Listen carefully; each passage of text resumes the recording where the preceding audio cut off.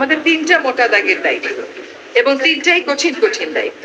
একটা দায়িত্ব হচ্ছে সংস্কার, একটা দায়িত্ব হচ্ছে বিচার, একটা দায়িত্ব হচ্ছে ইলেকশন। শুধুমাত্র ইলেকশন করবার জন্য তো আমরা দায়িত্বটা নিই, কিন্তু আরো দুটা দায়িত্ব আছে। আমরা দায়িত্ব নেওয়ার পর থেকে যার যত রকম দাবি আছে সব দাবি নিয়ে তারা রাস্তায় বসে যাচ্ছে, রাস্তা আটকে দিচ্ছে, একদম ঢাকা শহর অচল হয়ে পড়ছে। সেই অচল অবস্থা নিরসনে আমরা কিছু করতে পারছি কিনা, তো এগুলো আলোচনা করে যেটা আমরা চিন্তা করলাম যে আমাদের এই দায়িত্বটা কিন্তু জাতীয় দায়িত্ব। আমরা তো আগে থেকেই বলছি যে আমরা ক্ষমতা নেই, দায়িত্বে আছি। এই দায়িত্বটা পালন করা তখনই আমাদের পক্ষে সম্ভব হবে যখন আমরা সকলের সহযোগিতা পাবো।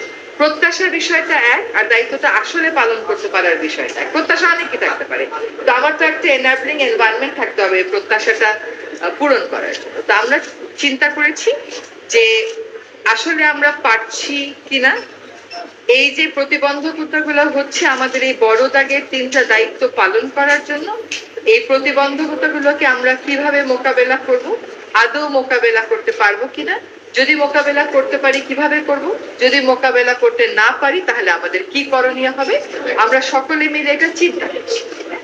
আর প্রধান উপদেষ্টা যদি কোনো সিদ্ধান্ত নেন কোনো ব্যাপারে, আমি প্রথম থেকেই বলে এসেছি যে উনি একটা সময় দিয়েছেন, ডিসেম্বর থেকে জুনের মধ্যে নির্বাচন হবে। তার একদিনও এদিক সেদিক হওয়ার কোনো সুযোগ আমাদের পক্ষ থেকে নেই। এইগুলো নিয়ে অন্য ধরনের কোনো কথা বলারও কোনো সুযোগ হওয়া উচিত ছিল না। আমরা পারফর্ম করতে পারছি কিনা আমাদের বিবেচনায় বিবেকে ওইটাই একমাত্র চাপ।